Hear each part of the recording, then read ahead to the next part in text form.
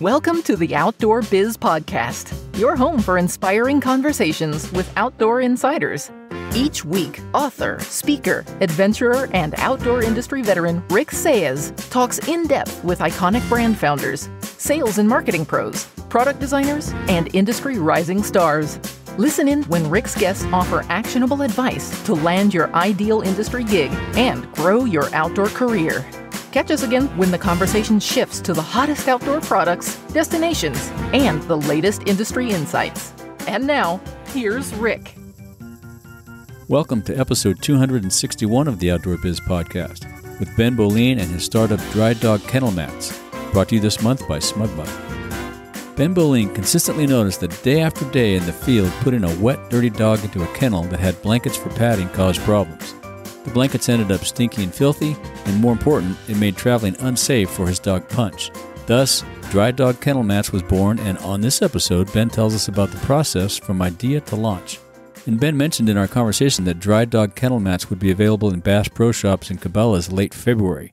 Well, we just learned that they're in the store and online now, so you can make your purchase today. Hey, Ben, welcome to the show. Thanks, Rick. Nice to be here.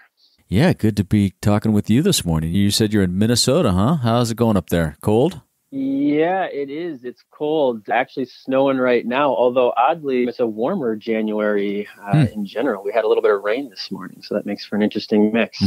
Yeah, rain and snow, and then you'll probably freeze and be a slip and slide out there. That's poor, treacherous driving conditions for sure. I can only imagine. We don't have that down where I'm at. So tell us about your introduction to the outdoors.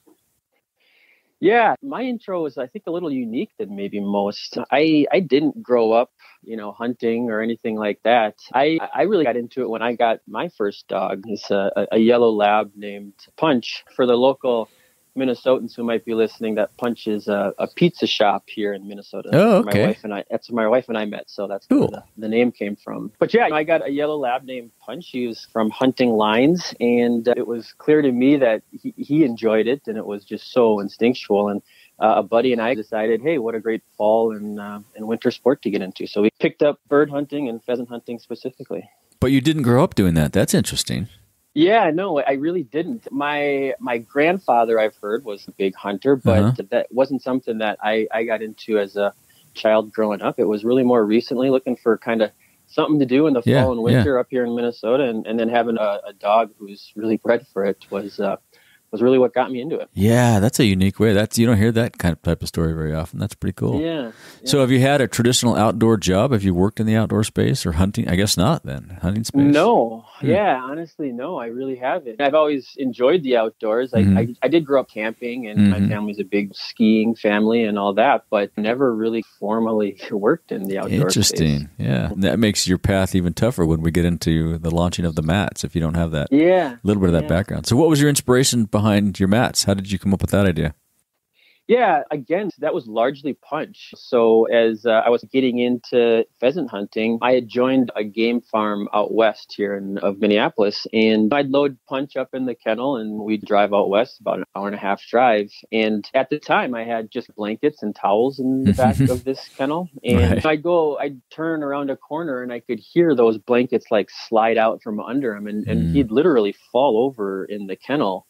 And as a result, he was just downright nervous and anxious back there. He tended not to lay down. He put all four paws in the corners, and just because he was kind of nervous about it. Yeah. And so there was a safety component there that I was like, gosh, there's got to be something out there that addresses this. And then further, once we'd get out in the field, he'd be dirty and muddy and wet and the whole deal. And then I'd throw him back in the kennel to drive home. And of course, it's blankets and towels, which just soaks all that stuff up, and they start to stink to high heaven, and you have to leave the kennel in the garage, and you don't even want those kinds of things in your wash machine, frankly. So I just figured there's got to be something out there that kind of addresses these things, and didn't find anything obvious, so it really got me dreaming a little bit.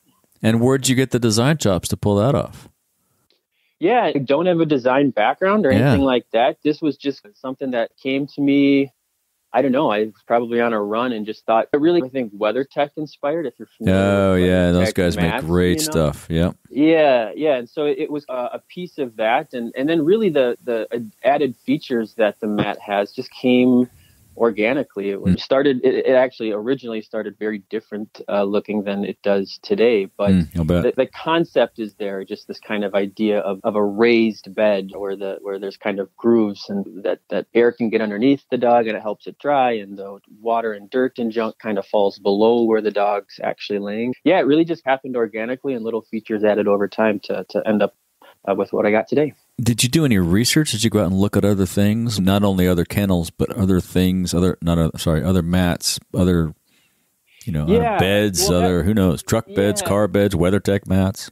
Totally. Yeah, we did because that was the initial need. It was for me trying to find something that was in the back of the kennel that's stable and safe, comfortable for the dog, but not that could deal with a wet and dirty dog. And so in that process, that's when I learned there wasn't a really good solution out there. And a lot of I think a lot of people just use towels and blankets like I would. That's all I've seen. Which isn't really ideal. And even the mats that exist are typically like a pillow stuffed fabric kind of a thing, which is super, not conducive to a wet and dirty dog. Some of them are more foam, kind of canvas, which is a little bit, but they still slide around. And so this just seemed like a real clear opportunity here to me. Huge opportunity. Yeah. Good on you for figuring that out. Yeah. And your wife's involved too, right? Yeah, she is.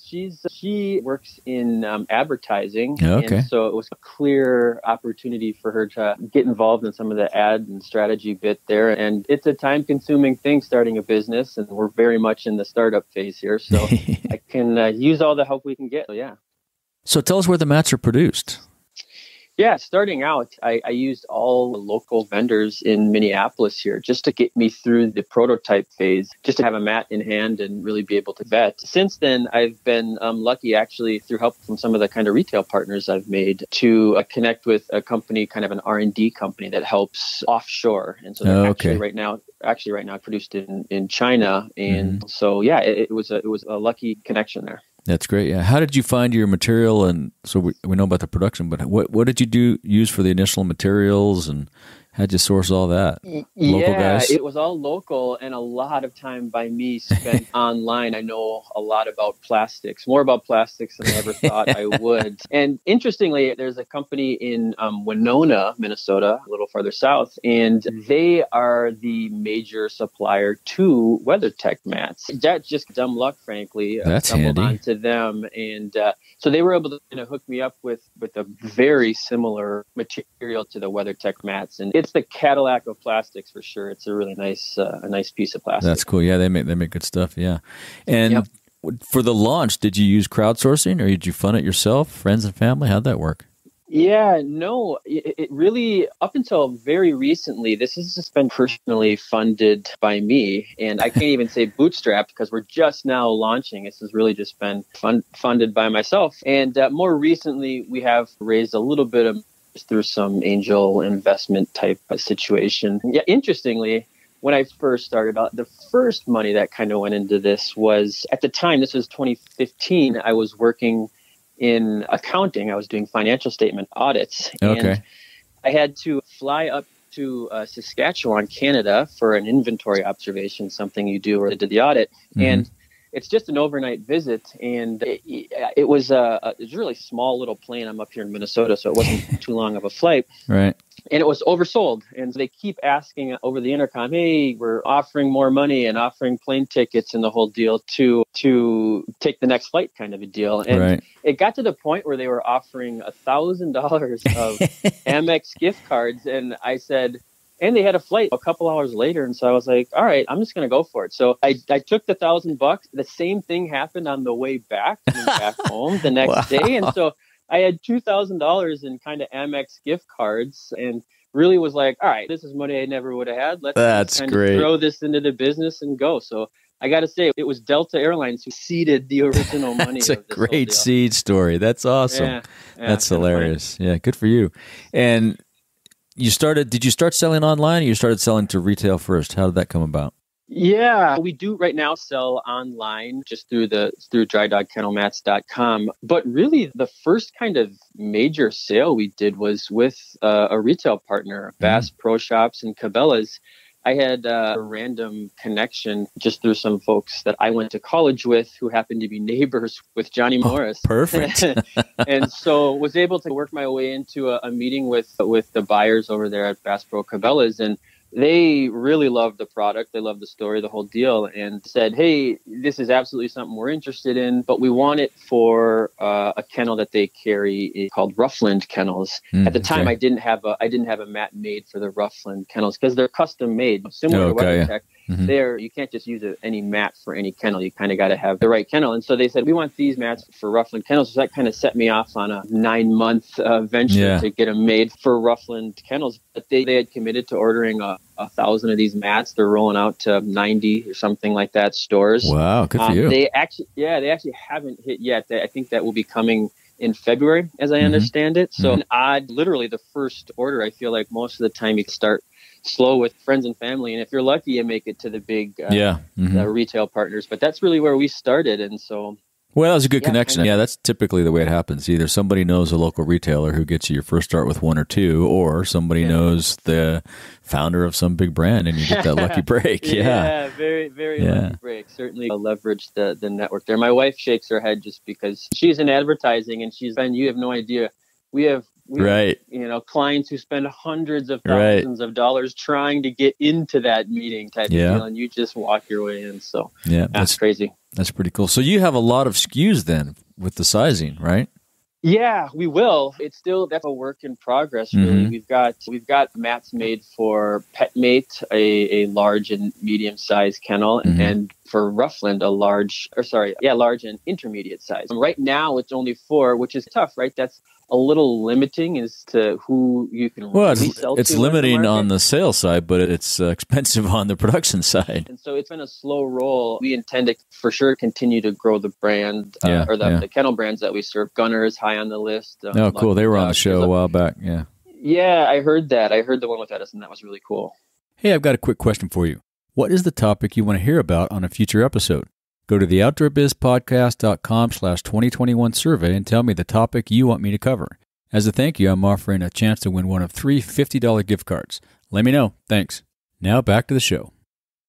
So how many different kennel brands, I'm sure there's a bunch of them out there. How many do you think you're going to try to add 2 or 3 a year? Do you have a plan? What's that look like? Yeah, not anything as specific as that. It's not cars and WeatherTech. There are endless amounts of cars and different variations of the kind of molds that they have to make. My sense is, and I don't have real good numbers on this, that's actually why I started with PetMate.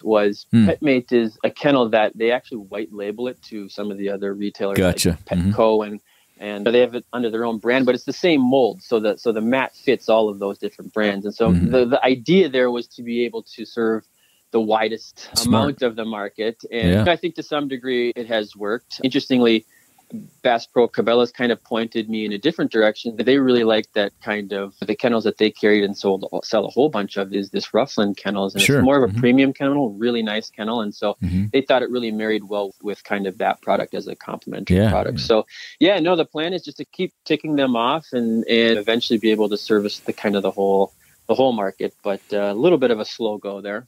And how many brands are there? I don't know anything about the kennel, but I don't have a dog, unfortunately. Well, when I was originally starting, I did a whole bunch of research on it. But it is something like, there's probably more, but in something like 10. And then each kennel brand has a few different sizes, obviously. But I would bet that the top 3 or 4 cover about 90% of the kennel market. So it's not a huge lift, but certainly an obstacle to bringing this to market. So.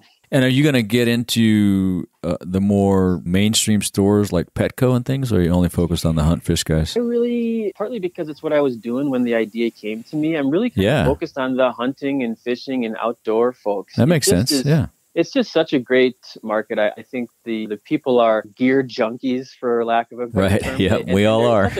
It's such a close-knit community. There's a social component. A lot of times you're looking at what your buddies got or taking your kind of hunting buddies' recommendations for gear. And so I really like that space. And that's the focus of at least that launch here. But I do see plenty of opportunity outside of that market. I think of beach dogs who run up and down the coast and are in the water and in the sand. This is a product that would be great for them. Or in Minnesota here, a lot of folks have cabins up north. And so there's those cabin dogs who are up in the lake up north, and then they drive back home into the cities. And it just, there's so many different applications for the mat that we'll see where it goes. Yeah, yeah. And is there any application for just the mat solo? If you have you put a mat in your living room instead of one of those big puffy things, like my sister has a lot of big, it's like a dog bed, I guess. It's a big. Yeah, no, I think there is, absolutely. They're custom fit to a specific kennel, but absolutely, I've got one in the corner of our room that's not actually in a kennel that Punch lays in all the time. So yeah, it's not something that we kind of market it like that. It's really more focused on the kennel side, but absolutely usable for that. You could do a high-end version and make it all tchotched out with nice padding and blankets and, fleece. Yeah, right? There you go. I like it.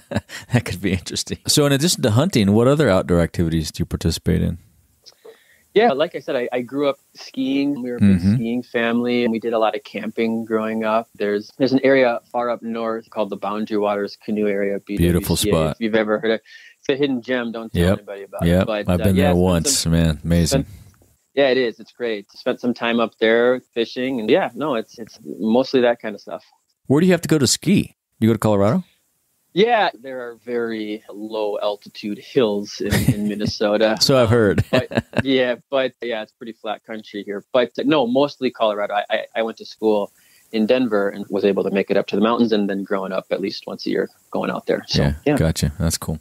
And is that a flight or can you drive it? Growing up, we would usually drive, but you can fly, and it's just harder with all the gear. It's a solid 13-hour drive from Minnesota. But yeah, that's a bit of a drive, yeah. Do you have any advice or suggestions for folks wanting to do what you did, launch their own product? Yeah, gosh, it's a good question. We're just starting here. We are very much a startup, just going through launch. So all the initial headaches are fresh in your mind. That's good. True, very true. Yeah, and so I don't know. I guess it's really a go for it attitude. You just kind of got to be ambitious about it. I think a lot of people have a lot of really great ideas, and they never make it anywhere because step one, starting, is such a battle, and you just don't have a clue where to start. Gosh, I guess my recommendation is to go for it. Step one is half the battle, and once you got that done, things start to roll. So I like that. I don't think that's ever come up. Yeah, I think it is like any project. Once you get the ball rolling, it's easier to keep it rolling than it is. So just go for it. I love that. That's great advice. Yeah, jump in. Both feet. So you started this thing, and had the pandemic? Did you start in the pandemic or before the pandemic? Oh no, before that. Yeah, okay. It's been going on for, like I said, 2016. Slow roll side hustle type deal. Gotcha. Still is to some degree. I do have a quote unquote real job. They do say it's best to start a company when you've got a job. So still the case. Maybe someday we'll see. Yeah. So have you been to any of the trade shows? No. Okay. I have never done. I visit. There's one up here in Minnesota. I'm blanking on the name off the top. Game Fair. It's called the Game Fair. Okay. And I don't know about that one. I attended. Yeah, it's a smaller one, I would guess. Attended, just walking around and looking at booths during the time when I was really vetting the whole idea, and it was reassuring, frankly, because I was like, man, this would just fit in so well. Yeah. Validation. All that I'm seeing here. Yeah, but no. Hopefully in the future, given we've really just launched within the last month or two. Here, I'm sure we'll be making an appearance at some of the bigger shows here coming up. Yeah, if we ever have them again, who knows what that's going to be like. Right. We'll see how that goes.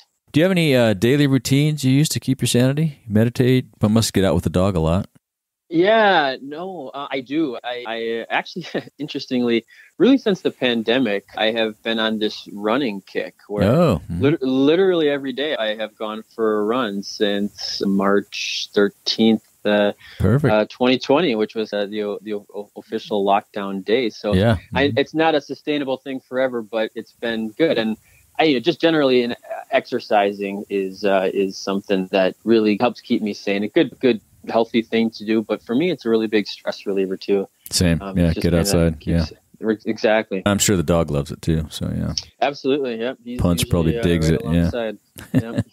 Do you have any favorite books or books you give as gifts? Yeah, gosh. One of the books that I read alongside starting up Dry Dog here is there's a book called The Lean Startup by Eric Ries. Mm-hmm.